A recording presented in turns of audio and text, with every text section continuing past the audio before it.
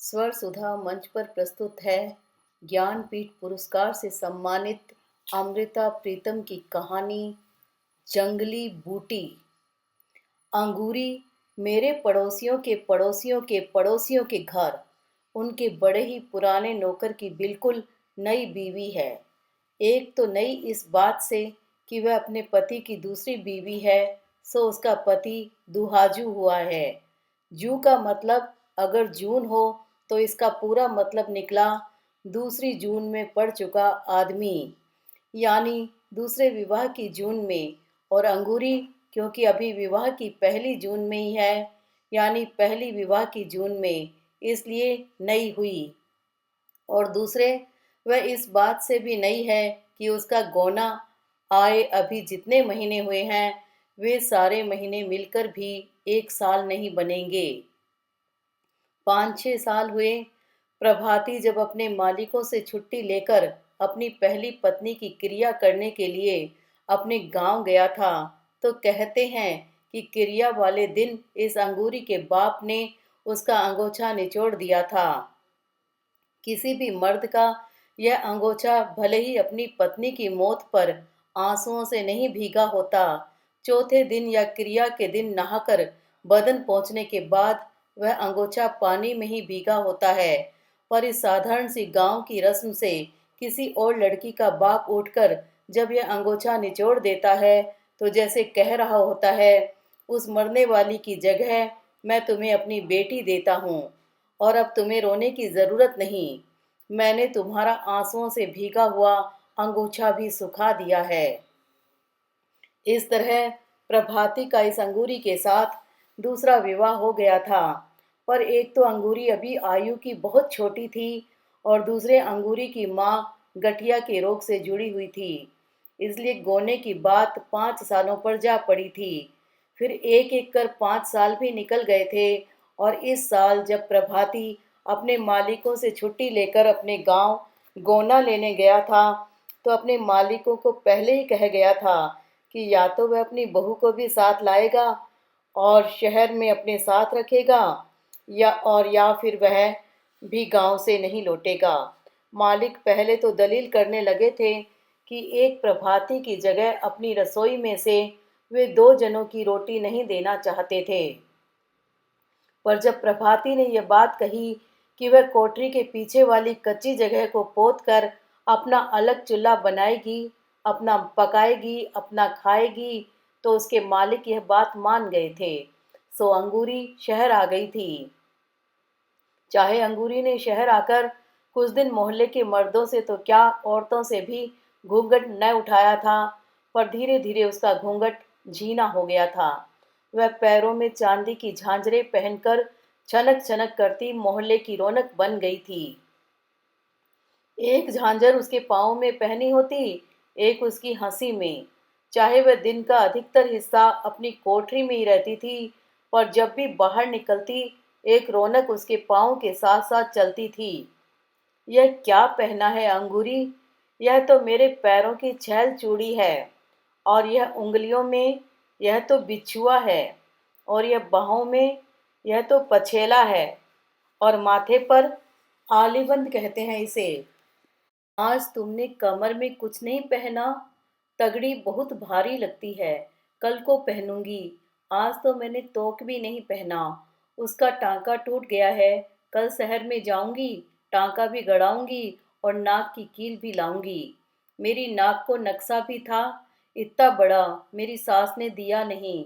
इस तरह अंगूरी अपने चांदी के गहने एक मड़क से पहनती थी, एक मड़क से दिखाती थी। पीछे जब मौसम फिरा था, अंगूरी का अपनी छोटी कोठरी में दम घुटने लगा था। वह बहुत बार मेरे घर के सामने आ बैठती थी। मेरे घर के आगे नीम के बड़े बड़े पेड़ हैं और इन पेड़ों के पास जरा ऊंची जगह पर एक पुराना कुआं है। चाहे मोहल्ले का कोई भी आदमी इस कुएं से पानी नहीं भरता, पर इसके पार एक सरकारी सड़क बन रही है और उस सड़क के मजदूर कई बार इस कुएं को चला लेते हैं, जिससे कुएं के गिर्द अक्सर पानी गिरा होता है और यह जगह बड़ी ठंडी रहती है। क्या पढ़ती हो बीबी जी? एक दिन अंगूरी जब आई, मैं नीम के पेड़ों के नीचे बैठकर एक किताब पढ़ रही थी। तुम पढ़ोगी? मेरे को पढ़ना नहीं आता। सीख लो। ना। क्यों? औरतों को पाप लगता है पढ़ने से। औरत को पाप लगता है, मर्द को नहीं लगता? ना, मर्द को नहीं लगता। यह तुम्हें किसने कहा है? मैं जानती हूँ। फिर मैं तो पढ़ती हूँ, मुझे पाप लगेगा? शहर की औरत को पाप नहीं लगता, गांव की औरत को पाप लगता है। मैं भी हंस पड़ी, और अंगूरी भी। अंगूरी ने जो कुछ सीखा सुना हुआ था, उसमें उसे कोई शंका नहीं थी, इसलिए मैंने उससे कुछ न कहा। वह अगर हंसती खेलती अपनी जिंदगी के दायरे में सुखी रह सकती थी, तो उसके लिए यही ठीक था। वैसे मैं अंगूरी के मुंह की ओर ध्यान लगाकर देखती रही। गहरे सांवले रंग में उसके बदन का मांस गूंथा हुआ था। कहते हैं औरत आटे की लोई होती है, पर कइयों के बदन का मांस उस ढीले आटे की तरह होता है जिसकी रोटी कभी भी गोल नहीं बनती, और कइयों के बदन का मांस बिल्कुल खमीरे के आटे जैसा, जिसे बेलने से फैलाया नहीं जा सकता। सिर्फ किसी किसी के बदन का मांस इतना सख्त गूंथा होता है कि रोटी तो क्या, चाहे पूरियां बेल लो। मैं अंगूरी के मुंह की ओर देखती रही, अंगूरी की छाती की ओर, अंगूरी की पिंडलियों की ओर। वह इतने सख्त मैदे की तरह गूंथी हुई थी कि जिससे मठरियां तली जा सकती थी। और मैंने इस अंगूरी का प्रभाती भी देखा हुआ था, ठिगने कद का, ढलके मुंह हुए मुंह का, कसोरे जैसा। और फिर अंगूरी के रूप की ओर देखकर मुझे उसके खाविंद के बारे में एक अजीब तुलना सूझी कि प्रभाती असल में आटे की इस घनी गुथी लोई को पकाकर खाने का हकदार नहीं, वह इस लोई को ढककर रखने वाला कठवत है। इस तुलना से मुझे खुद ही हंसी आ गई, पर मैं अंगूरी को इस तुलना का आभास नहीं देना चाहती थी, इसलिए उससे मैं उसके गांव की छोटी छोटी बातें करने लगी। माँ बाप की, बहन भाइयों की, और खेतों खलियानों की बातें करते हुए मैंने उससे पूछा, अंगूरी, तुम्हारे गांव में शादी कैसे होती है? लड़की छोटी सी होती है, 5-7 साल की। जब वे किसी के पाँव पूज लेती है। कैसे पूजती है पाँव? लड़की का बाप जाता है, फूलों की एक थाली ले जाता है, साथ में रुपए, और लड़के के आगे रख देता है। यह तो एक तरह से बाप ने पाँव पूज लिए, लड़की ने कैसे पूजे? लड़की की तरफ से तो पूजे, पर लड़की ने तो उसे देखा भी नहीं। लड़कियां नहीं देखती। लड़कियां अपने होने वाले खाविंद को नहीं देखती। ना, कोई भी लड़की नहीं देखती। ना। पहले तो अंगूरी ने ना कर दी, पर फिर कुछ सोच सोच कर कहने लगी, जो लड़कियां प्रेम करती हैं वे देखती हैं। तुम्हारे गांव में लड़कियां प्रेम करती हैं? कोई कोई। जो प्रेम करती है उनको पाप नहीं लगता? मुझे असल में अंगूरी की वह बात स्मरण हो आई थी कि औरत को पढ़ने से पाप लगता है, इसलिए मैंने सोचा कि उस हिसाब से प्रेम करने से भी पाप लगता होगा। पाप लगता है, बड़ा पाप लगता है, अंगूरी ने जल्दी से कहा। अगर पाप लगता है तो फिर वे क्यों प्रेम करती हैं? ये तो बात यह होती है कि कोई आदमी जब किसी छोकरी को कुछ खिला देता है तो वह उससे प्रेम करने लग जाती है। कोई क्या खिला देता है उसको? एक जंगली बूटी होती है, बस वही पान में डालकर या मिठाई में डालकर खिला देता है। छोकरी उसे प्रेम करने लग जाती है, फिर उसे वही अच्छा लगता है, दुनिया का और कुछ भी अच्छा नहीं लगता। सच, मैं जानती हूँ, मैंने अपनी आंखों से देखा है। किसे देखा था? मेरी एक सखी थी, इतनी बड़ी थी मेरे से। फिर फिर क्या? वह तो पागल हो गई उसके पीछे, शहर चली गई उसके साथ। यह तुम्हें कैसे मालूम है कि तेरी सखी को उसने बूटी खिलाई थी? बर्फी में डालकर खिलाई थी, और नहीं तो क्या वह ऐसे ही अपने माँ बाप को छोड़कर चली जाती? वह उसको बहुत चीजें लाकर देता था, शहर से धोती लाता था, चूड़ियाँ भी लाता था शीशे की, और मोतियों की माला भी। ये तो चीजें हुई ना, पर यह तुम्हें कैसे मालूम हुआ कि उसने जंगली बूटी खिलाई थी? नहीं खिलाई थी तो फिर वह उसको प्रेम क्यों करने लग गई? प्रेम तो यूं भी हो जाता है। नहीं, ऐसे नहीं होता, जिससे माँ बाप बुरा मान जाएं। भला उससे प्रेम कैसे हो सकता है?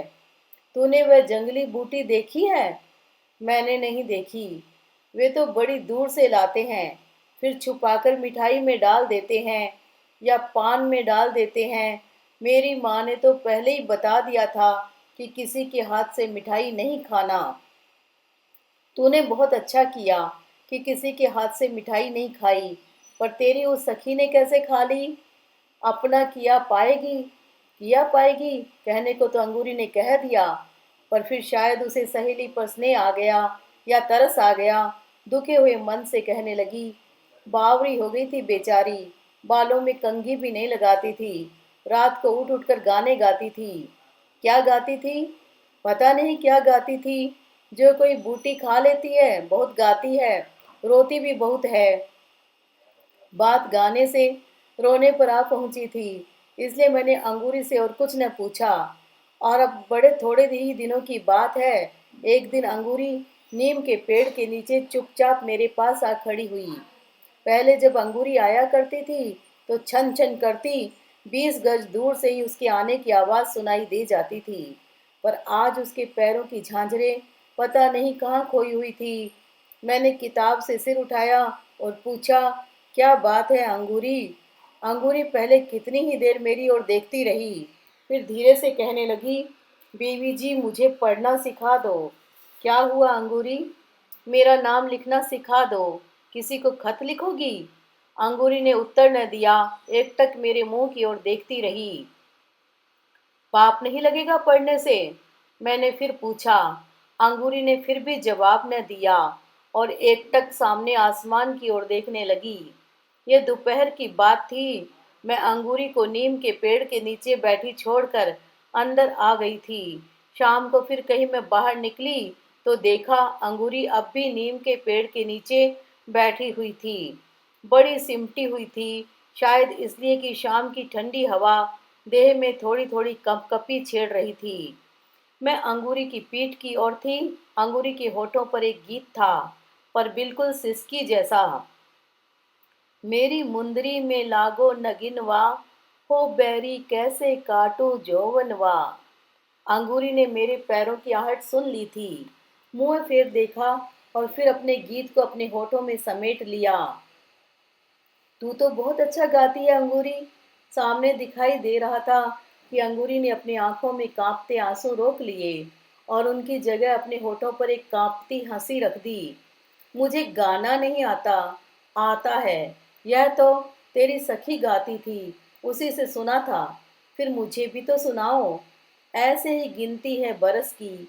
4 महीने ठंडी होती है, 4 महीने गर्मी और 4 महीने बरखा। ऐसे नहीं, गा के सुनाओ। अंगूरी ने गाया तो नहीं, पर 12 महीनों को ऐसे गिना दिया जैसे यह सारा हिसाब वह अपनी उंगलियों पर कर रही हो।